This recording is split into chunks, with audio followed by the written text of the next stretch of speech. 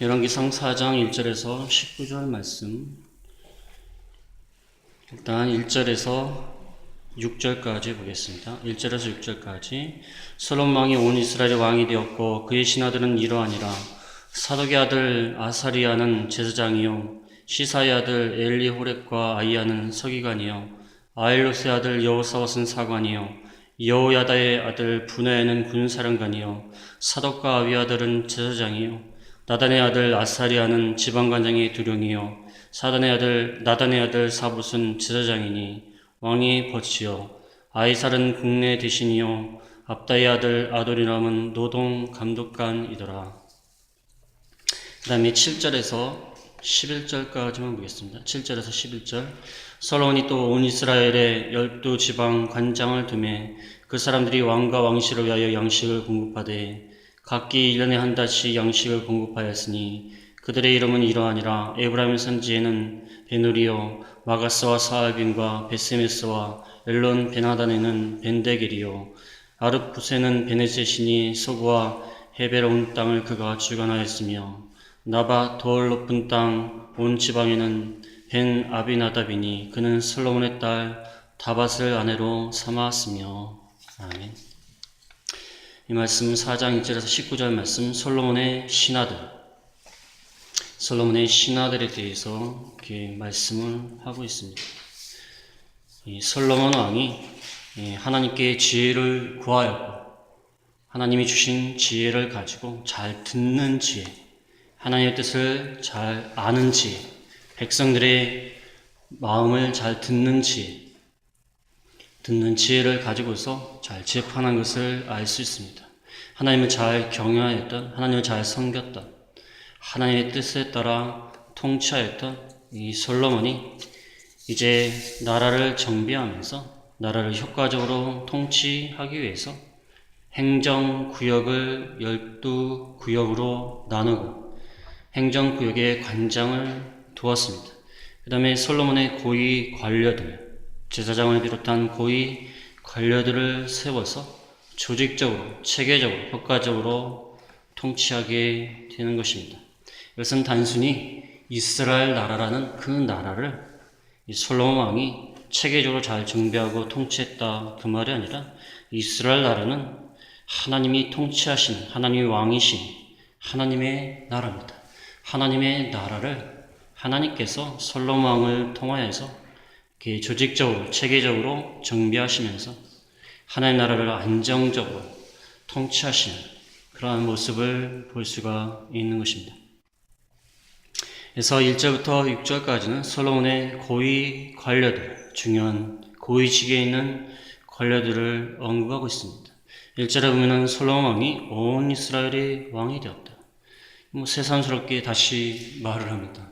이스라엘이 왕이 된 것은 먼저 이미 언급이 된 말씀이지만 온 이스라엘의 왕이 되었다고 말하는 것은 이제 솔로몬이 통치하는 이스라엘 왕국의 행정구역과 고위 관료들 이들을 세우고서 체계적으로 통치해 나갈 것을 말씀하기 위해서 온 이스라엘의 왕이 되었다고 말하고 있습니다. 그의 신하들은 이러하니라. 2절부터 신하들이 나옵니다. 가장 중요한 것이 제사장입니다. 제사장. 이스라엘 나라는 하나님을 섬기는 나라이기 때문에 하나님께 제사를 드리는 제사장이 가장 중요합니다. 제사장에는 사독의 아들 아사리야가 나옵니다. 그다음에 또 제사장이 또 나옵니다. 5절에 오면은 5절 끝에 나단의 아들 사봇은 제사장이 왕의 벗이요 사봇도 제사장으로 나옵니다. 근데 왕의 벗이라고 했어요. 왕의 벗이라는 것은 왕과 단순히 친하다 그 말이 아니라 왕에게 충원을 해주는, 왕에게 카운슬 해주는 그러한 사람이라는 것입니다. 그래서 왕에게 자문을 해주는 그러한 사봇이었습니다. 이도 제사장이라고 했습니다. 4절에도 제사장이 나옵니다. 4절에도 사독과 아비아들은 제사장이에요. 사독과 아비아도 제사장입니다. 사독의 아들이 아사리야도 제사장. 그 다음에 아비아달은 지난번에 아도니아의 발람에 가담했기 때문에 쫓겨났습니다. 사실상 사실상 쫓겨나는데 아비아다를 여기에 기록을 하고 있습니다.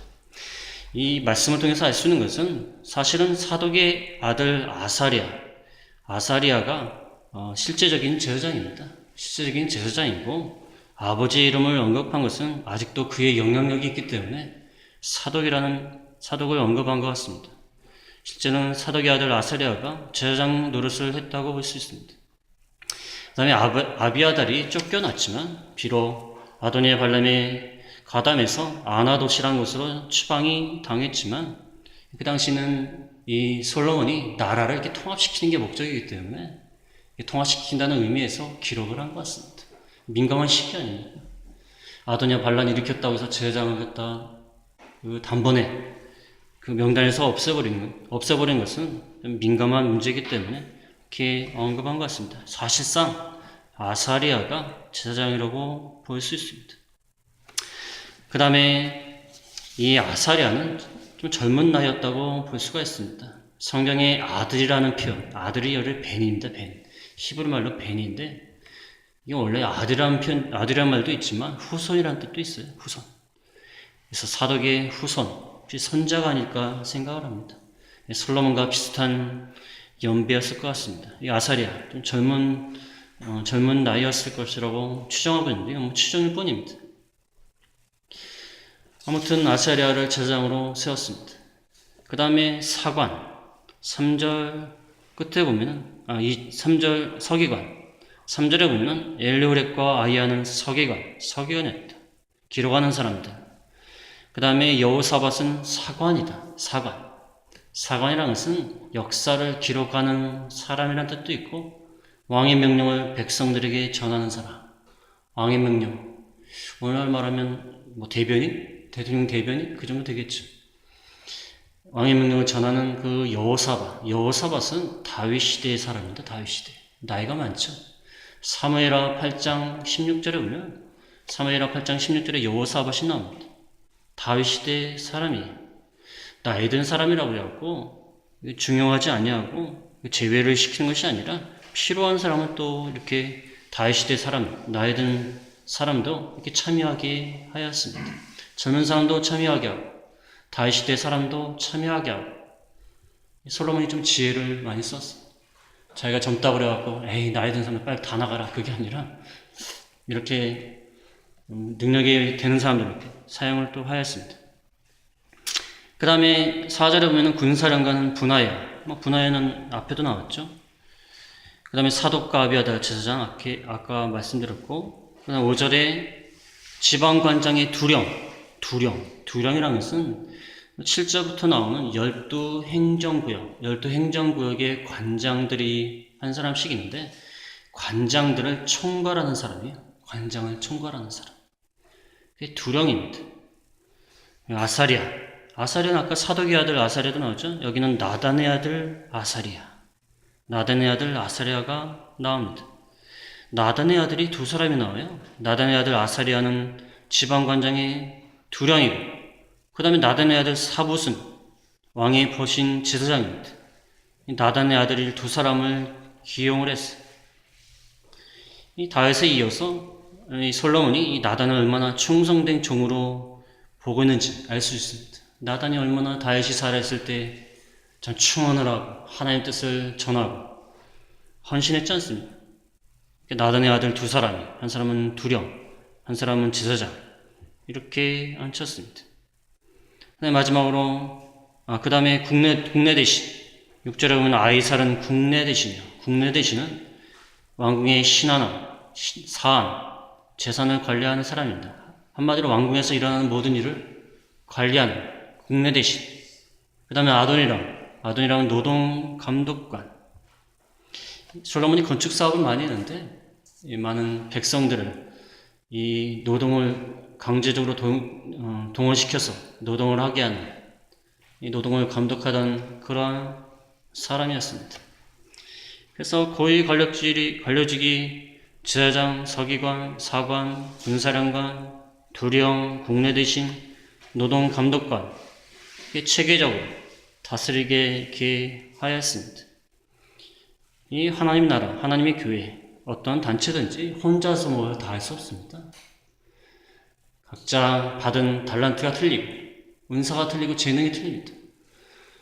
또 전문성이 틀려요. 아무리 사람이 능력이 뛰어나도 전문적으로 잘하는 분야가 있습니다. 요즘 대선 후보 나와서 토론한 거 보면 어떤 후보는 어떤 분야에 대해서 굉장히 잘하는 사람이 있어요. 자신 있게 또 얘기해요. 근데 어떤 분야에 대해서는 또 모릅니다. 그러면 또 대답을 회피해요. 아무리 사람이 뛰어나도 받은 달란트, 은사, 재능이 틀립니다. 거기에 따라서 이렇게 조직을 잘 짜서 질서 있게 체계적으로 하나님의 교회, 하나님 나라가 이루어지는 것입니다. 무조건 믿음으로만 하면 된다, 열심만 하면 된다, 이것은 잘못된 생각입니다. 물론 열심히 해야 되고 성실해야 되고 하나님 앞에 믿음으로 해야겠지만 그것만 가지고 되는 것이 아닙니다. 이 조직적으로 체계적으로 모든 것을 해야 돼. 무조건 열심만 하면 된다. 그래서 조직을 생각하고 체계적으로 하려고 그러면 믿음이 없다는 거예요. 열심히 하면 되는데 뭐 그렇게 하는 거예요. 그게 아닙니다. 하나님의 나라, 하나님의 교회, 또 우리 가정, 하나님의 통치를 받는 모든 것들은 다 하나님의 나라입니다. 우리가 어디를 직장을 가도 하나님의 통치를 받는다면 직장도 하나님의 나라입니다. 체계적으로 조직적으로 해야 돼요. 받은 달란트, 은사와 재능이 다르기 때문에 자기가 잘하는 분야 거기에 맞게, 그 사람에 맞게 적재적소에 배치를 하고 조직적으로 운영을 하고 그것이 중요하다는 것입니다. 그 다음에 7절부터 19절까지는 이스라엘 나라를 12지역으로 나눴습니다. 12지역으로 나눠서 각기 관장 한 사람씩 세웠습니다. 12관장을 세웠어요. 12관장을 세운 것은 효과적으로 통치하기 위해서 한 것입니다. 12관장을 왕이 세웠다는 것은 중앙 집권화가 이루어졌다는 것입니다. 중앙 집권화. 중앙의 왕이 모든 권력을 쥐고 있고 그 사람이 12관장을 세웠다는 것입니다. 지방에서 알아서 세웠다는 게 아니라 왕이 세운 사람을 보낸 겁니다. 중앙 집권화. 솔로몬 왕 손에 모든 권력을 쥐고 있었다는 것입니다. 그래서 이들을 세운 다음에 7절에 보면 12지방관장을 두었다. 그 사람들이 왕과 왕실의 양식을 공급하되 1년에 한 달씩 양식을 공급하였으니 12지방관장들은 그 지방에서 그 솔로몬 왕실에다가 양식을 공급해야 했다고 그랬습니다. 12지방관장이니까 한 달에 한 지방씩 하게 되면 1년에 한 달만 맡으면 됩니다. 12관장이니까, 12지방이니까. 그래서 왕과 왕실을 위해서 양식을 공급하였다. 왕실의 재정을 위하여서 12지방에서 올려 보냈습니다. 그래서 왕실에 먹을 것도 제공했고, 그 다음에 심지어 기병대에 속한 마을이나 준마로 해서 양식을 또 제공했습니다. 또 12지방을 통해서 강제 노동 동원을 통하여서 건축 사업을 하였습니다. 지방관장을 통하여서 노동력을 동원해라. 그래가지고 건축 사업을 할 수 있게. 이게 모든 나라를 효과적으로 통치할 수 있도록 이렇게 지방관장을 세워서 지방에 보내서 나라에 필요한 것들을 공급하고 노동력을 제공하게 이렇게 만들었다는 것입니다. 왕이 전 지역을 다 돌아다니면서 명령할 수도 없고 그거 안 되지 않습니까? 그 각 지역에 따라서 지역이 넓기도 하고 지역이 좁기도 하고 그렇게 됩니다. 지역이 넓은 것은 거기에서 그 생산되는 양식이 많지 않았기 때문에 넓은 지역을 하나로 묶었고 좁은 지역은 그 지역 자체가 좁기 때문에 생산량이 많기 때문에 좁은 지역을 또 이렇게 묶어서 이렇게 하였습니다. 그 지도에 나오죠. 솔로몬 12행정구역. 넓은 지역도 있고 좁은 지역도 있습니다. 1, 2, 3, 4, 5, 6, 7, 8, 9, 10, 12번까지 나와 있지 않습니까? 그래서 1번은 그 8절에 나오는 거. 8절에 나오는 에브라임의 산지. 1번 나오죠? 에브라임의 산지. 그 베놀이라는 사람이 맡았고. 그 표에 다 나오지 않습니까? 지도에 표에 나옵니다. 1번은 베놀, 2번은 벤데게. 이렇게 나오지 않습니까? 2번은 또 벤데게. 벤데게는 그 9절에 보면 베세메스 나오지 않습니까? 베세메스 사알빈. 2번에 베세메스 사알빈 나오죠? 이 지역은 또 벤데길이 담당을 하였습니다. 여기는 단지파 지역입니다. 원래 단지파. 2번은 단지파 지역이에요. 네, 3번 위로 가면 3번이 나오죠. 3번에는 벤 헤셋이 맡았습니다. 벤 헤셋이 맡았는데 헤벨 지역, 주로 헤벨 지역을 맡았습니다. 그 다음에 4번 11절에 나오죠. 돌 높은 땅, 돌이라는 땅이 있죠. 거기는 벤 아비나답이 맡았다. 4번 나오죠. 그 돌이라는 땅, 이 돌이라는 땅도 나오고, 그 다음에 5번 나오죠. 5번에 보면은 그 12절에 보면 다하나과 무깃도 나오죠. 예, 여기는 원래 므낫세 지역이랍니다. 므낫세 지파 지역. 므낫세 지파 지역입니다. 6번 강 건너편 6번 길라 라몬 나오죠. 길라 라몬은 벤게벨, 원래 갓지파입니다. 갓지파 지역이었고, 6번에서 7번 밑으로 가면 7번 나오죠. 7번에는 마하나임, 14절에 나오는 마하나임 나오죠. 아이나답이 맡았습니다. 그 다음에 8번은 위쪽으로 올라가야 됩니다. 위쪽으로 올라가면은 8번에 납달리 지역이나 납달리, 아이마스가 맡았습니다. 납달리. 그 다음 옆에 9절에는 아셀 지역, 바하나가 맡았습니다. 9절 나오죠. 9번 나오죠. 그 다음에 17절에는 이사갈은 10번입니다. 이사갈 지역 나오죠. 그 밑에 이사갈은 여호사밧이 맡았고, 18절에는 베냐민 11번이죠. 시므이가 맡았습니다. 마지막으로 12번, 강 건너편 12번에 보면 길르앗 땅 12번 나오죠. 게벨이라는 사람이 맡았습니다. 12번은 6번하고 좀 중첩이 됩니다. 약간 6번 쪽도 다스렸습니다. 지도로 보니까 한 방에 딱 와닿죠. 그래서 12지역으로 이렇게 나눴습니다. 에브라임 3지부터 시작해서, 그 다음에 2번에 단, 3번에 헤벨, 4, 돌, 그 다음에 5번 무깃도 다하나, 강 건너편 길라 라몬, 7번은 마하나임, 8번에 납달리, 9번에 아셀, 이사가 10번, 11번에 베냐민, 12번에 길라 땅. 이렇게 절별로 이렇게 쭉 나와 있는 것을 지도를 딱 보니까 딱 나와 있습니다. 그래서 1번에 에브라임 산지는 가나안 땅의 중부지방입니다. 중부지방 산악지대입니다. 아주 살기 좋은 비옥한 땅이라고 합니다. 그 다음에 2번에 나오는 그 단지파, 거의 단지파입니다. 마가스와 사하빈과 베스미스, 엘론 베아나, 여기는 거의 단지파 지역입니다. 그 다음에 돌이라는 지역 있지 않습니까? 돌. 4번에 나오죠. 돌.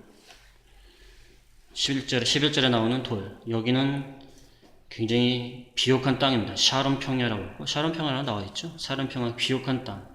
곡물을 넉넉히 댈 수 있는 이런 땅이었습니다.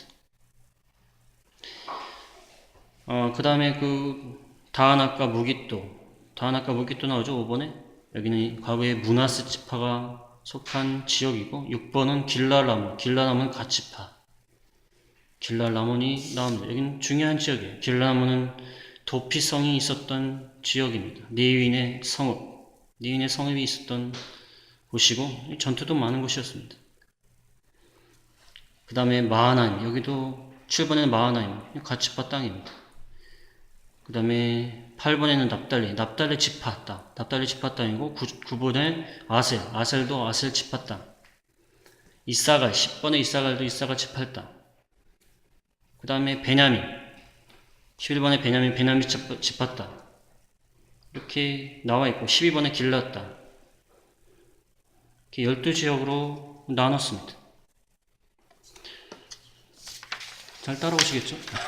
명칭하고 지도하고 이게 복잡한데, 이게 7절에서 19절만 보면 잘 모릅니다. 근데 이게 지도를 딱 보면 한 번에 쫙 나와 있습니다. 근데 여기서 빠진 지역이 유다 지역입니다. 지도에서 보듯이 유다는 특별 관세 구역이다. 특별 관세 구역이라는 말을 쓰고 있습니다. 유다 지파 지역이 좀 빠졌어요. 그래서 어떤 사람들은 19절 끝에 보면 19절 끝에 뭐라고 나오냐면 그 땅에서는 그 한 사람만 지방 관장이 되었더라. 이 말의 뜻을 게벨 혼자 지방 관장이 되었다. 그 말로 생각하는 사람도 있지만 다른 사람들은 이 유다 지역이 특별 관세 구역임을 나타내는 말이다. 이 19절 끝에 있는 말. 유다 지파가 좀 빠졌습니다. 그래서 유다 지파는 특별 관세 구역이 되었다. 이렇게 보는 사람도 있는데 일리가 있는 말입니다. 그래서 그 지도의 그 밑에 보면은 그 말이 나와 있지 않습니까? 넓은 통치 지역을 확보해 놓은 부왕 다윗을 이어 이스라엘 3대 왕이 된 솔로몬에게 중요한 것은 성전 건축과 더불어 점령지를 잘 다스리는 것이다. 그래서 지방을 12교로 나누고 관장을 관리케 하고 그 다음에 중앙정부의 모든 권력을 집중시키는 그러한 정책을 썼습니다. 그 다음에 막대한 건축 사업을 했는데 거기에 원활한 재정을 지출하기 위해서 이렇게 하였다. 12지방의 관장들은 왕과 왕실의 식물 1개월 분을 돌아가면서 준비해야 됐다. 그 다음에 중요한 것은 솔로몬의 사위가 있습니다. 사위. 그 11절과 15절. 11절에 보면 벤 아비나답이 나오는데 그 솔로몬의 딸 다밧을 아내로 삼았더라. 그 사위란 얘기죠. 15절에도 아이마스는 솔로몬의 딸 바스맛을 아내로 삼았습니다. 사위를 갖다가 거기에 보내므로 이 국가를 안정시켰습니다. 이 반란이 일어날 수 있는 그것을 잠재우는 정권을 안정시키는 그러한 계획을 세웠다는 것입니다. 그래서 이렇게 성경 말씀을 이렇게 자세히 기록하는 이유가 뭘까? 우리가 무슨 이스라엘에 대해서 무슨 특별한 무슨 관심 가질 만한 내용도 아니고 지역을 우리가 아는 것도 아니고 성지순례나 갔다 와야 지역을 알지 지역도 아는 것도 아닌데 어떻게 자세히 하나님이 기록하게 하셨을까? 왜 이렇게 하셨을까요? 여러 가지 뜻이 있습니다. 12지역을 자세히 언급한 것은 하나님이 아브라함에게 무슨 약속을 하셨죠? 이 가나안 땅을 너와 네 자손에게 주리라. 그것을 이렇게 실제적으로 성취하셨다는 것입니다. 실제적으로. 말로만 하는 것이 아니라 가나안 땅 차지하게 해주겠다. 용기를 얻어라. 용기를 주는 말로 한마디 하신 게 아닙니다. 용기를 가져라 그냥. 그래서 가나안 땅 들어와서 적당히 정복을 하고 적당히 살아라 그 말이 아니라 용기를 주기 위해서 하는 말이 아니라 실제적으로 지명을 다 언급하면서 지명을 따라 언급된 것을 따라 지도로 그러니까 이렇게 지도가 나온 겁니다. 그러니까 실제적으로 정복을 했다는 것입니다. 실제적으로 하나님이 주셨다는 것. 하나님의 말씀은 역사적으로 실제적으로 이루어진다는 것입니다. 관념적으로 무슨 하나님이 복을 준다. 그래서 마음은 기쁩니다. 마음이 기쁘고 우리에게 용기를 주시는 말씀, 희망을 주시는 말씀 그러고 치는 게 아니라 실제적으로 육신적으로 역사적으로 실제적으로 이루어진다는 것입니다. 지금 그것을 말씀하기 위해서 이렇게 자세히 기록을 한 것입니다. 하나님의 약속은 반드시 이루어진다. 하나님은 말만 하시는 분이 아니시다. 관념적으로 이렇게 말만 하시는 그런 분이 아니라는 것입니다. 그 다음에 하나님 나라를 이렇게 건설하고 확장되어 나갈 때에는 이 하나님이 주신 지혜를 따라서 적재적소의 사람을 배치해야 된다. 적재적소의 사람을 배치해서 그 사람이 할 수 있는 일을 발휘하게 해야 된다. 그 다음에 여기 보면은 그 과거의 12지파가 가졌던 그 땅과 많이 유사합니다. 12지파가 가졌던 땅과 많이 유사해요. 물론 조정을 좀 했습니다. 그렇게 한 이유는 이 12지파에 대한 생각을 아직도 그 당시 이스라엘 백성들이 하고 있습니다. 하나님이 12지파를 통하여서 축복해 주시는 그 말씀을 기억하는 사람들이 있습니다. 그 말씀대로 12지파를 통하여서 하나님 나라가 이루어진다. 하나님이 아브라함과 이삭과 야곱을 통하여 12지파라는 건 야곱의 후손 가운데 12지파가 나온 거 아닙니까? 야곱에게 말씀하신 축복에 대한 약속이 실제로 12지파를 통해서 이루어졌다는 것을 보여주는 것입니다. 하나님이 아브라함에게 언약하신 그 말씀이 야곱의 12아들을 통해서 이루어지지 않습니까? 12명의 12지파, 물론 아들하고 또 손자도 있지만, 야곱의 12지파에서 하나님의 약속이 이루어진 것을 기억하게 하기 위해서 12지파 속했던 땅을 갖다가 대체로 그대로 유지하려고 노력을 했어요. 물론 좀 조정을 하였습니다. 그렇게 노력을 하여서 12지파를 통해서 하나님이 이루고자 하시는 하나님의 뜻을 밝혔습니다. 하나님의 축복, 하나님이 언약하신 것을 이루신다. 그것을 나타내는 것입니다. 그러면서도 또 중앙집권화를 했어요. 중앙집권화. 너희는 한 달씩 돌아가면서 왕과 왕실을 위해서 양식을 제공하고 또 건축 사업을 위해서 이렇게 노동력을 제공해야 된다. 이렇게 하신 이유는 이 중앙집권화, 나라의 안정. 하나님 나라는 질서 있는 나라에 안정된 나라. 그것을 유지하게 하기 위해서 솔로몬이 지혜를 발휘한 것입니다. 그래서 하나님의 교회, 하나님의 나라, 하나님의 통치가 있는 곳은 질서와 안정이 있습니다. 질서와 안정이 있어요. 하나님이 오늘날 교회를 통해서 하나님 나라를 확장시켜 나가시죠. 물론 가정을 통해서도 하시고 사회를 통해서도 하시지만 대부분 교회를 통해서 하시지 않습니까? 교회가 이게 안정적으로 질서 있게 나가는 것이 하나님의 뜻입니다. 교회가 막 복잡하고 뒤집어지고 싸우고 요즘 싸우는 교회가 얼마나 많은지 몰라요. 아주 추한 서로 소송 걸고 교인들 간에 소송 걸고 목사와 장로가 소송 걸고 가족 간에도 소송을 걸고 앉아있고 성도 간에도 소송 걸고 앉아있고 이게 얼마나 한심한지 몰라요. 그것은 교회도 아니고 하나님 나라도 아닙니다. 그게 어떻게 교회고 하나님 나라입니까? 솔로몬의 나라 보세요. 솔로몬 이름처럼 평화스러운 나라예요. 평화스러운. 하나님의 통치가 이루어지는 것은 평화스럽고 안정적이고 질서가 있고 공평과 정의가 행해지고 그런 나라가 되어야 된다는 것입니다. 내가 어떤 아는 분한테 전화를 할 때 청년부였던 집사가 있는데 전화할 때 그 말 했어요. 건전한 교회 다니면서 그 교인들 간에 사고 안 치는 교회를 다니는 것도 감사한 것이다. 감사한 것이다.